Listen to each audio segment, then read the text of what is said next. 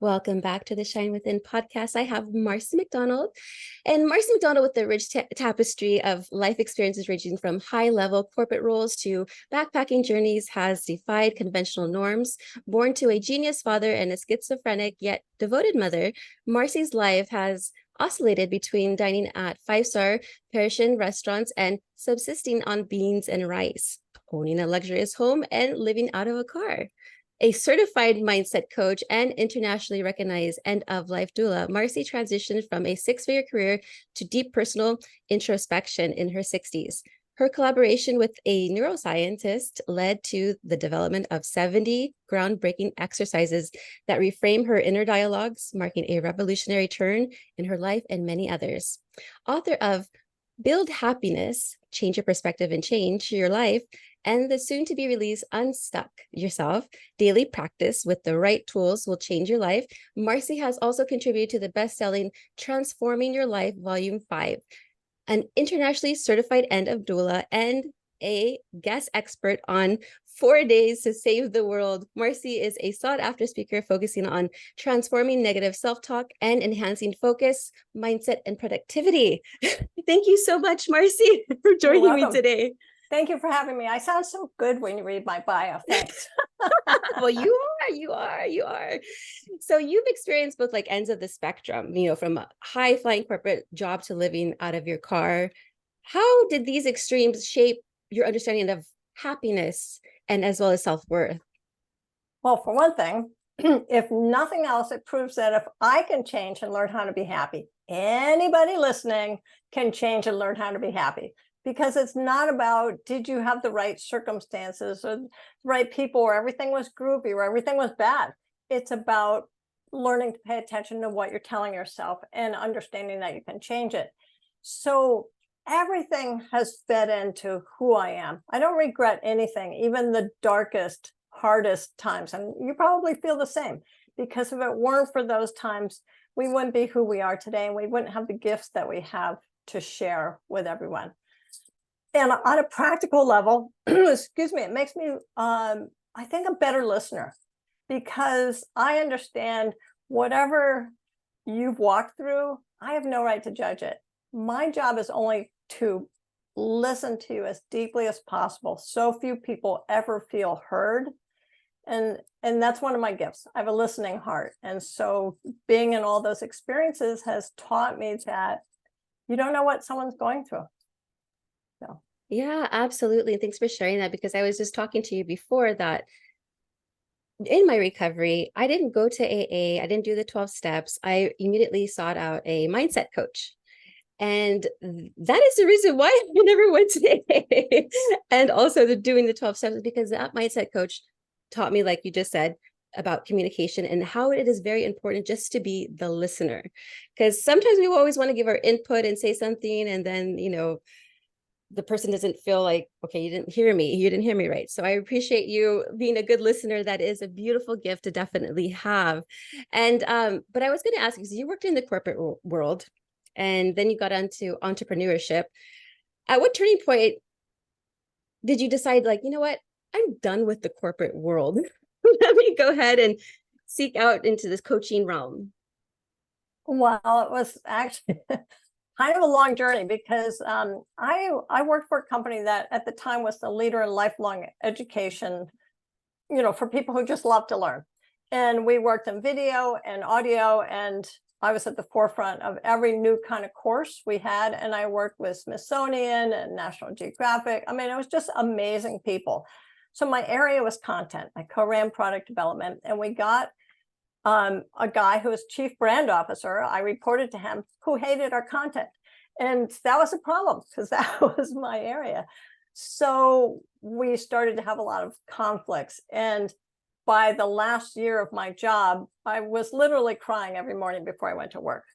He was a genius in a lot of ways, and I learned a lot from him. But on the other hand, he was a bully. And so half my job became protecting my people from him, which means that my co-director and I took the brunt of everything he was handing out.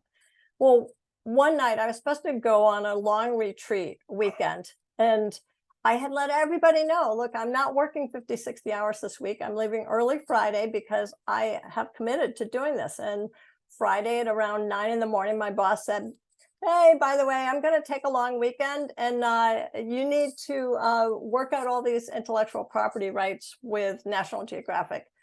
And I said, no, that was your job. I told you what to do. You didn't do it. You said you were going to do it. I said, nah, I'm not going to do it. I don't feel like it. And he left. So I didn't go on my retreat, obviously, when I was supposed to. And at about 8 o'clock that night, I was brokering this deal on the phone with a VP from National Geographic, who also wasn't getting to go home. And all of a sudden I realized I'm the only one in the building, 4 stories, and I am the only one here. And this has been happening to me for years and years. I'm done. I'm beating myself up day after day, trying to be better than everybody else in order to feel good enough. And I'm exhausted and I don't enjoy any bit of it. So the next morning I was driving to what was left of the retreat, crying on the way and in the rain. And I suddenly thought, you know what? I'm giving myself permission to give my notice. And I wrote up my notice and I stuck it in the back of my notepad and I carried it with me to every meeting for 6 months because I put my house up for sale. I only told, the people really close to me, but the time wasn't right. Nothing worked out. My house wouldn't sell. I couldn't find another job. It was just ridiculous. And I kept saying, okay, there's a higher plan. There's a higher plan. At least you made this decision. And I felt better in all those meetings having this notice. Well, within a 5-day period, I got a note. Someone wanted to buy my house, wanted me out in 20 days. 5 members of my family became critically ill all at the same time. And I was the only one with the resources to help them. So it was like the clear calling, right? I need to go and I need to help them. And with my house selling, I thought, boom, this is time. I walked in and I gave my notice. So it was a long journey. Some people, they have that flash of insight and they just go, whether they have the money or not. But for me, it took until the conditions were right. And then it was perfect. I then went and helped everybody and got everybody settled. And I thought, okay, I'll give everybody 2 or 3 weeks to make sure they're all good. And then I'll get another job because at the time I really was top in my field. And so after 2 or 3 weeks, I thought, you know what? I'm pretty crispy fried. I'm exhausted, taking care of parents and step-parents and siblings. And I just need a little tiny break. So I'm going to take 2 more weeks and then I'll get a job. And that's when I packed up my car and headed out west and ended up traveling for 10 months and not ever getting a real job again. Wow. Congratulations. Yes. I love hearing stories like that. And when you were driving, you were emphasized on like deep inner personal work. Can you share like some revelations that you've had during that journey? Well, one was that I hope you can't hear all those hundreds of dogs barking in the background. One was that I'd always been the fixer in my family, middle child, lots of alcoholism, mental illness. I was the one who was always taking care of everything. And that showed in my whole corporate career too. And when I was driving around, I realized that it was time for me to go without a plan. Matt Higgins talks about burning the boats, where you just say, go all in. And I had to practice being present, which I think I'd done, here and there, but most of the time I was either in the past or in the future, or just somewhere in the trash in my head, but not just in what was in front of me. And so while I was traveling around, I might pull into a coffee shop in Montana somewhere, and I'd say, hey, do you have any good hikes here? And somebody at the coffee shop would say, oh yeah, just out of town. And they'd draw me a little map on the back of a napkin and I'd go. And I'd never been able to be that spontaneous before because I had been trying to hold the world on my shoulders and fix it. But clearly I couldn't fix anything since I couldn't fix myself. And I just had to learn being present, which was hugely beneficial. In the present is where all the joy happens. Yeah, it is so true because I used to always think about my past, oh, woe me this, oh, woe me that. And I used to be worried about the future, like, oh, what if this, what if that? And I just needed to be here at this moment right now, be here now. That's Yeah. what I always tell myself to this day, be here now. Because now is like the present is a gift. That's why it's called present. Present moment. Yeah. I absolutely love that. And you actually take your clients through a process. Um, this is like the neuroscience, the areas that I told you, like, I'm not so good at. Could you talk a little bit about how you were able to connect with the neuroscientist and how like our daily talk is very important, and because words are very powerful, and sometimes when we say things, they can kind of manifest. Yeah. If nothing else, the words we're telling ourselves is sometimes, yes, it does manifest, it shows up.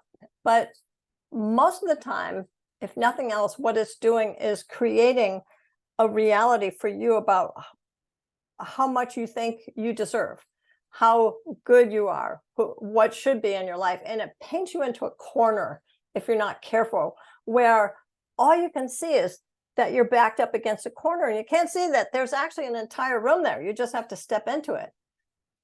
Every decision, every feeling gets colored by this belief that you're in that little tiny corner. So yes, our self-talk is hugely powerful. So when I was at this previous corporate job, I had worked with a neuroscientist to create a course, and he reached out to me. I was doing some consulting and said, can you help me change this book on neuroscience for leaders into an online course? I said, sure, that's what I do. He gave me the book, and I sat about reading it in order to help him. And it just was like someone put a firecracker in my brain. A supernova went off, because he explained things so clearly that even though I'd read some neuroscience before, whatever, I never got what was important to us about it. It was always so complex. You're just wrapping your mind around the science and saying, science. But this is actually really simple. We have an emotional mind and a rational mind, and they're literally two different parts of your brain. Now, I always thought the rational mind was in charge. I was a practical person. I was hardworking. I made my lists. I checked them off. I got everything done. Rational mind's in charge. But no, not even close. So you just blinked. And the time you blinked, the rational mind was able to process about 64 bits of information. I mean, that's a lot, right? Yeah. The emotional mind could process a quadrillion bits of information. 64 bits or a quadrillion. It's like the difference between a speck of sand and all the beaches in the world. And that right there was so liberating, Gina, because I understood that if the emotional mind is in charge, no wonder nothing I have tried has worked. I mean, I've tried yoga, I've tried Tai Chi, I've read a million self-help books, I've gone to retreats, I've gone to spas, I tried drinking. That definitely didn't work for me either. I tried lots and lots of things, spending lots of money, having lots of sex.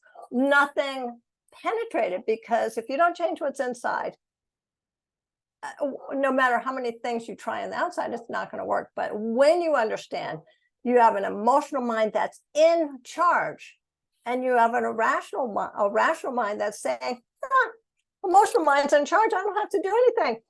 She's got it. I just sit back, have a donut.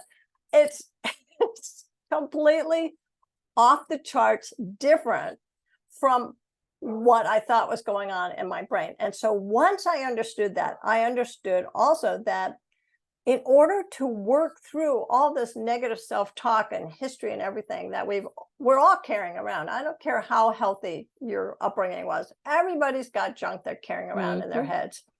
And whether you're aware of it or oblivious to it, we're carrying it around. So you have to balance the emotional mind with the rational mind. And you have to call on that rational mind in order to say to the emotional mind, hold on a second. Let's balance out. I want to be in charge here for just a minute, and let's unpack what's going on. What are you feeling? Oh, where did that feeling come from? Well, for the emotional mind to work that fast, it pulls from the past. And it pulls where there's the most energy, which is what, the positive past or the negative past? What do you think? It's the Negative. negative, exactly. It's like sparking all around in the background, and the emotional mind Oh says, yeah. aha, this is just like that time 20 years ago when that guy dissed me, or when my mother said I was no good or I would never amount to anything. And Yeah.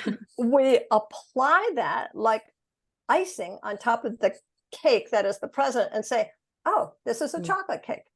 This is what this means, when it has nothing to do with it. We're applying that recollection of the past onto that present moment in order to know how to react.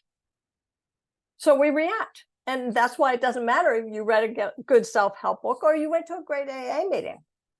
You haven't practiced doing things a different way.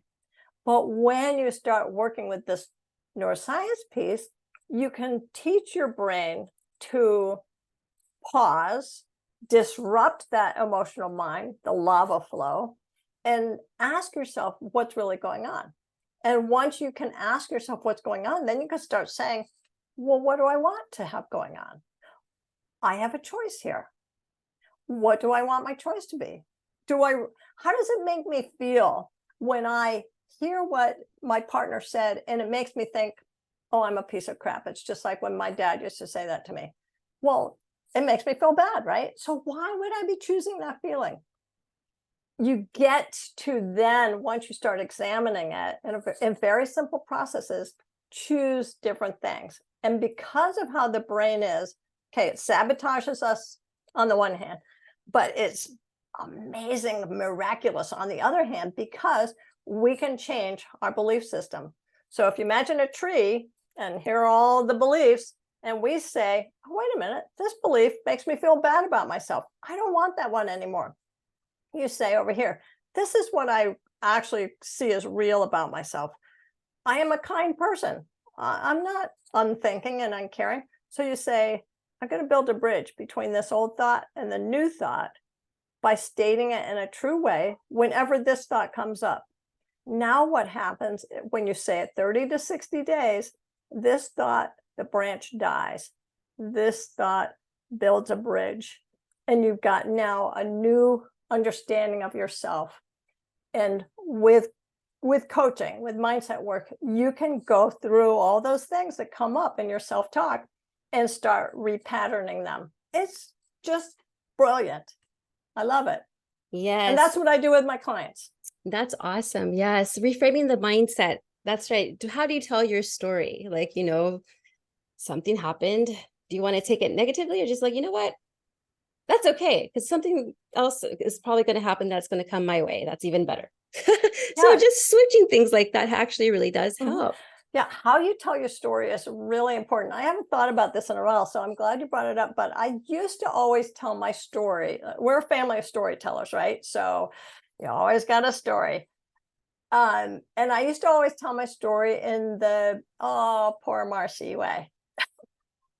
I might try to make you laugh, but I also somehow make you feel like, oh, she had to overcome so much. Poor, pitiful Marcy. And one day I heard myself and I thought, screw that. I don't want anybody to think of me as poor, pitiful Marcy. I want them to think of me as confident, bold, pay attention to the world and live it fully, Marcy. I got through all that stuff. That's what I want you to think about me, not, oh, poor thing. And that was a choice, but it took hearing yourself. And this is really, and you probably know this too, you saw this, I'm sure, in recovery, really learning to hear what you're telling yourself is one of the most challenging parts of this. The steps are pretty easy. Learning how to reframe, that takes a coach who can help you understand it. But then once you get the pattern, it's okay. But at first, just learning to hear and notice and pay attention to what you're telling yourself so that you can say, oh, hold on. You're speaking badly to yourself. You're being a bully, Marcy. Oh, well, you're right. I am. And do something about it, because most people are so used to how they speak to themselves, they never even notice it. Never notice it. More than 70% of the population has negative self-talk at some point or another. And I think it's probably more than that because we're not aware of it. I've worked with clients who, are talking away and they don't even hear that they've just called themselves fat, or they just said they can never do something, or that's okay for other people, but not for them, or, whatever it is. We have to notice it, and then we can do everything. Right. Yeah, it's just like how we talk to ourselves. Would we say that to a little child or to a stranger that we don't even know? Why are we hating on ourselves so much? Yeah. How do we love ourselves, Marcy? Well, you have to realize you are perfectly lovable just as you are. But to do that requires some unpacking. So I recently had a client, it's a wonderful client. I just adore her, who we realized when we did some inner child work, starting from when she was about 9, started to get all this negative messaging about herself and expectations about what it would take to be lovable from her school and from her family. Nobody meant to do this to her, but it created lifelong patterns, like 35 years of lifelong patterns of really not thinking she was good enough to love. And once she saw that and started to see where it came from, I'm not a therapist, but we could start doing things to change that pattern. So therapists, are amazing. I've certainly spent lots of years in therapy, but most of my clients say, look, I've spent decades in therapy and I never changed as much as I do and have with you, because it's about recognizing what's going on and then saying, I don't choose that anymore. Here's what I'm going to do instead. And actually being very practical about, on a day-to-day basis, paying attention to what you want and building these bridges so that you can shift how it is you really feel about yourself. So you do love yourself. It takes practice. Sometimes it takes faking it till you make it. But if you do it repeatedly, 30 to 60 days, you build a new habit. That's right. Yeah. So starting to look in the mirror and be like, you know what? Even though if you don't feel good, you say, you know what? I am beautiful. Yeah. You can put some passion in there, because the emotional part there is very important, like you were saying. Yeah, it is true. And but it also has to be true what you tell yourself. So I'm sure you have tried affirmations. Affirmations are when we make kind of a declaration, and it's out there. It's not present, it's in the future. I say, I'm wealthy. I'm going to make $100,000 in my business this year, or I'm going to have meet the man or woman of my dreams this year. Those are affirmations. They're beliefs. They're not true yet. And they're fine because they at least get you directed in a positive way, right? But they're not true. So when you're trying to repattern your brain and you're not making 10,000 this month, you might look at that up on your refrigerator and you might say it aloud, but it's a lie because you haven't done it yet. And all it does is reinforce what you think is true about yourself, which is that you're a failure, that you can't do it. You'll never find a great mate, or you'll never lose the weight, or whatever. I had a client who, on her refrigerator, she had a picture of this woman in a bikini with the tape measure around her waist and sucking it all in. And it said, I am thin. Well, this woman was maybe 20, 25 pounds overweight. Every time she looked at that, she didn't believe she was thin. She believed she was failing at being thin because it just said, I am thin. And she could say, I'm not thin. So you have to tell yourself true things. You have to build a bridge. She could say to herself, she learned to say, to be healthy, I need to lose 20 pounds. There's no judgment in that. Here's the difference. I'm fat. I need to lose 20 pounds. You take the judgment out of it, you make it a true statement, and then your mind can start filling in what you need to do to lose those 20 pounds, because now there's no judgment. When there's judgment, everything comes to a halt, or we make decisions that aren't going to get us where we really want to be. Your reframing has to be true, and it has to be without judgment. So it's positive, neutral, without judgment, and true. That makes total sense. Yes, because sometimes affirmations, when you're saying something, you don't feel it, it's not resonating with you, it's not going to work. You're like, No, it's not right. This doesn't feel right to me. no, and I feel really bad. I've met people who say, well, my coach said I just had a bad money mindset, and that's why I'm failing at my business. And that puts the onus on the person instead of the coach. The coach needed to be able to say, here's the bridge to believing in yourself enough to do the work to do that. Because when we don't believe in ourselves, it's very hard to do the work. Or we work overboard, like I used to do, in order to prove ourselves at the cost of everything that was inside of me.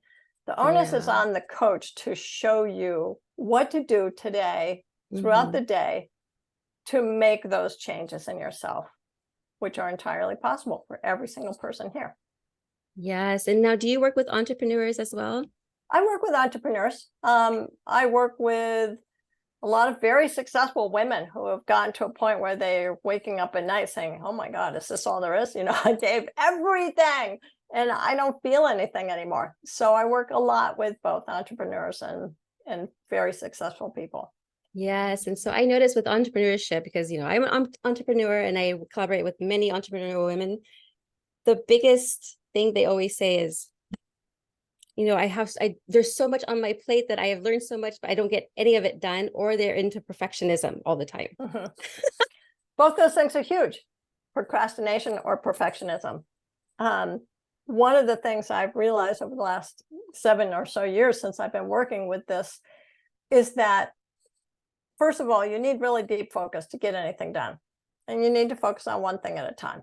When your mind is in disarray, your emotional mind is not in harmony, then anything becomes more important than that deep focus. Either you say, I can't get to it because it's not going to be good enough, or you're trying to make it perfect. So you never launch because it has to be just right, and it's not just right. Or I met a lot of entrepreneurs who will buy one system after another, or, one class after another. If I just know enough, then I'll be ready to launch. All those are just your brain saying you're going to fail. So just wait until it's perfect. Wait until you know enough. In the meantime, as entrepreneurs, we know you actually only have a kind of a narrow window of time before your money runs out and you have to go get a job again, right? Right. So, but that's why I think the most important thing for an entrepreneur is to be emotionally healthy, because then you can start saying, here are the things I need to do. This is what I need to do today. This is the most important thing today. This will move the needle. These are my superficial things. I need to get them done, but I don't get them done until I do the one most important thing. They're the whirlwind of stuff that needs to get done. And if it drops off, it drops off. We also learn to say, hey, I had a webinar and nobody came. Oh, woe is me. Everybody hates me. I can't do this. I'm sure you've heard this. Yeah. Because that's what happens when you're building a business. Nobody shows up. And Right. you have to do a little tap dance and say, well, what went wrong? Do I do this again? Do I do something else? Do I charge for it? Whatever. But the one thing you don't do is say, it's my fault. I'm a failure. The thing you tried to do might have failed or come way below your expectations. But that still doesn't mean you're a failure. Ultimately, maybe your business will fail. That still doesn't mean you're a failure. So when you take things personally, that's a sign of an emotionally unhealthy mindset. And it's in your way as an entrepreneur. Yeah. So what I've done those master classes, I've done those like workshops and everything. And, I don't have it show up right. But I'm like, you know what? Everything is recorded. I will make this into some type of content, and I'll repurpose it somehow. So I have to do something, shift it to something else. And then I'm okay. And it's like practice for me as well. Anyway, I'm like, okay, well, if no one showed up, I'm just going to practice speaking publicly. It is great practice. And every entrepreneur, I've talked to hundreds of entrepreneurs because I network a lot, I meet a lot of people. Everybody tries stuff. And a lot of people try things that, the big wigs have said, pay me a lot of money and I'll teach you my secret. The secret is doing a podcast. The secret is doing a webinar. The secret is you never charge. The secret is you charge a lot. It doesn't really matter. You try everything and see what spaghetti sticks to the wall. And the whole time you just say, hey, look at me. I'm a person who's trying. I have this idea. I'm a person who's willing to keep trying it different ways. Yeah. And bring it all in. That didn't work. Fine. Fine. Didn't work. It's like I made a cake and it fell. Oh, that was me the other day. So it didn't work. You can still eat the frosting. Yeah, I was making a bun cake and it would turn it over. I'm like, oh, all Oh, that work. I know. It's frustrating, right? It was fun But though. It was a good experience though. I enjoyed, but it tasted yeah. great though. Crumbled and everything. It tasted fantastic. Yeah, that sounds good. See? Yeah, see, See? yeah, the little shifts like that. But I want to talk a little bit about okay, I know what a doula is, but what is an end of life doula? I've never heard of that before. Oh, so yeah, most people are familiar with birth doulas, bring people into the world, help the mom, the dad, the whole family. And an end of life doula, we help people leave this world.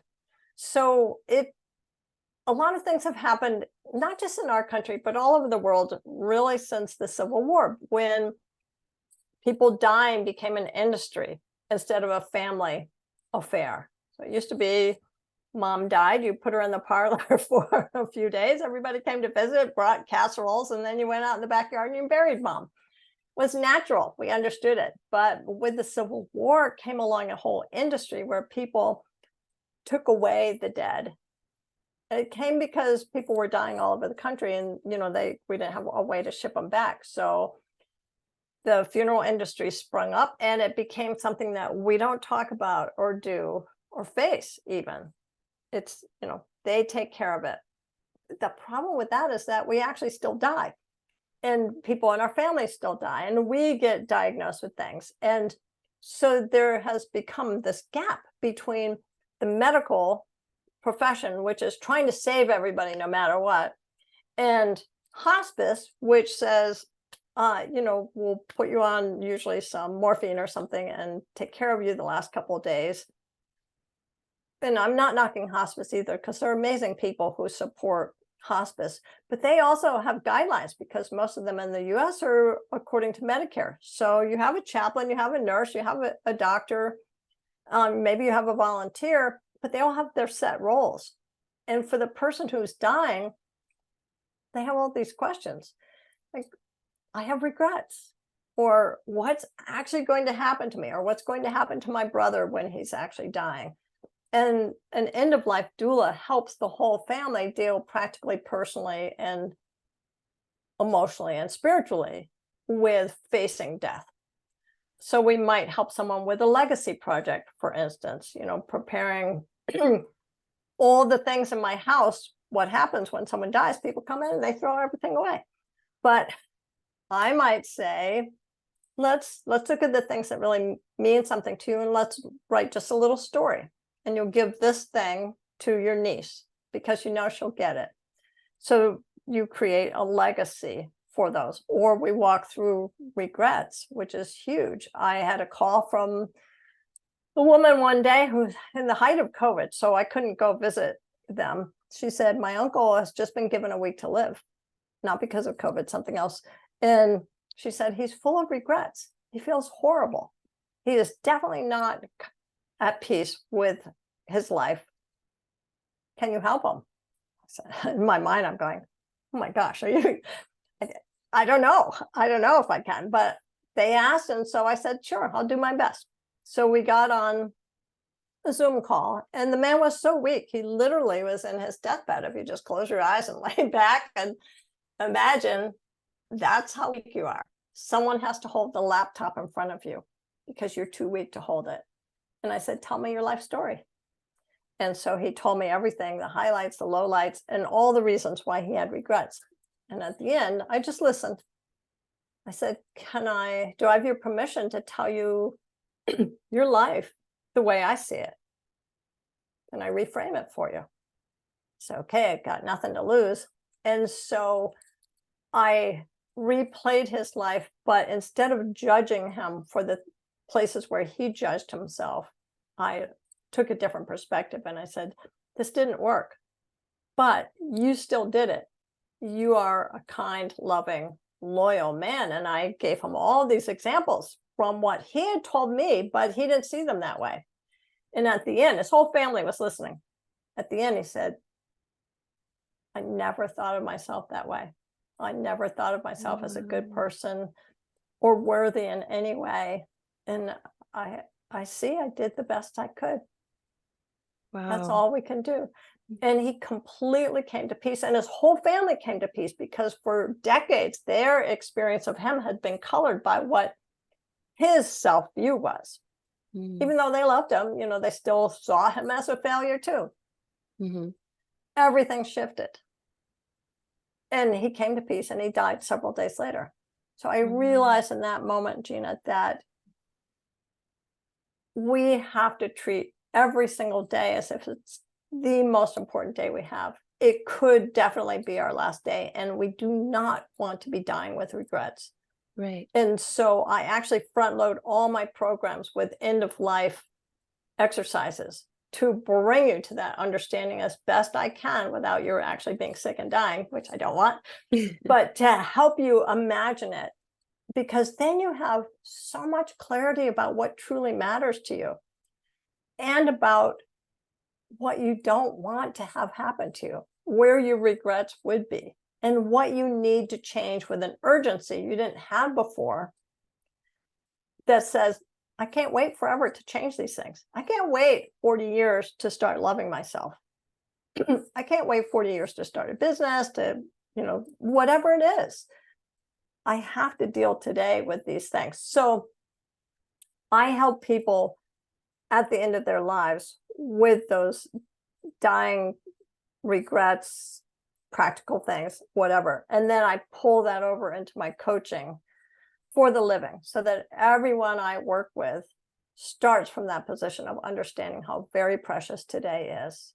And then they're ready to do the work. Oh, I love that. Yes, I remember I always coached, if you had 10 minutes to live and you knew you were going to die in 10 minutes, what would you do? It's like, oh my goodness, what would I do? I'd be like, just being grateful for a lot of things, apologizing, and just trying to do the best you can do. Yeah, it's a lot about living in the present, but you need to live intentionally in the present, Right. having an understanding of what really matters. So, I talk to a lot of people who are beating themselves up, sometimes by beating other people up. Like, I mean, not physically, but in their heads. They're angry at what someone else has done to them, or they're, finishing out arguments the way they needed to if they had only just thought of something at the time. And it seems like it's all about that other person. But that's still negative self-talk. It's still somebody or something negative living rent-free in your head, which you don't want. You want to choose what's living up there. That's right. I remember, yeah, the roommate in your head living rent-free. Yeah. Yeah. That's right. You want them to be on your side, not against you, but for you, your cheerleader. Now your book is coming out, Unstuck Yourself. Can you talk a little bit about your book? And in fact, it's in pre-launch. So you can actually get it on Amazon right now. Nice. It's called Unstuck Yourself. Daily practice with the right tools will change your life. So a lot of people feel stuck, right? And getting unstuck is something we try to do, but it's like we pull ourselves out of quicksand and then we just jump over into a new pile of quicksand and get stuck again. So one thing I've realized in the last 7 years since I wrote my first book, and then now with this book, is that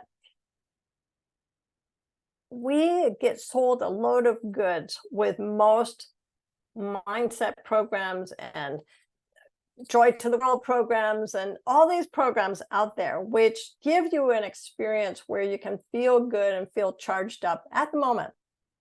And, people have weekends, or they have one day, or they have coaching that costs $50,000 or whatever it is.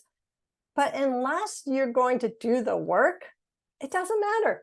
They're all just good ideas, and they're useless unless you start applying them. So what I did is I pulled together the three mainstays of my coaching, which are number your days. Understand today could be your only day, so you got to live it, love it, and learn from it. Shift your self-talk, because the biggest way to be present in your life and happy is to make sure your self-talk is emotionally healthy. And then third, you use those two to live in your now. That's being present. And so in the book, I walk through those three processes with many very practical explanations of how this works in your life and things to try, because I don't want you to go out there and not do anything. I want you to start trying. Even if you only start to understand the difference between the emotional mind and the rational mind, so you can pay attention to what's going on, that's something. But change happens when you do something, and most of it happens when you practice. You don't get to be a pianist if you never play. You don't get to be in shape if you never work out. You don't get to be a podcast host if you don't have some podcasts on a regular basis. Yeah, right. It all takes practice, but the practice is easy once you develop it as a new habit. Yeah, so it's out right now. Go get it. Yeah, go get it. I will have all the links in the show notes, but where can people follow you, find you, work with you? So my website is selfmasterytransformation.com, or you can go to marcymcdonald.com. It's the same website. Nice. And then you also have a listener's gift.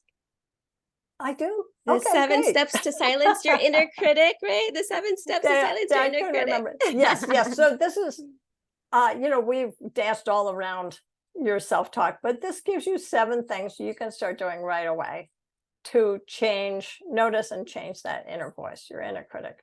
Who needs it? Yeah, that's right. Who needs that? The inner voice telling us negative stuff all the time. Yeah. So it's free, and it's a launching pad for everybody listening. So thanks for remembering us. No problem. And anything else you'd like to share? No, I'm on LinkedIn too, if anybody wants to connect with me. I'm really excited to help people shift from having limiting beliefs to unlimited beliefs, unlimited and unlimiting beliefs. And I just invite people listening to pay attention, like today and over the next couple of days. What are you telling yourself that's making you feel bad, that's holding you back, keeping you down? Is it a limiting belief or an unlimiting belief? And if it's a limiting belief, you don't have to keep it anymore. You don't have to feed it. You can change it. And I want you to, because you'll feel better. Absolutely. That's great advice. Yes. Thank you so much, Marcy. It was such a pleasure having you on my show today. And I look forward to reading your book. Yeah. Thanks, Gina. Great conversation. I really appreciate it. Thank you.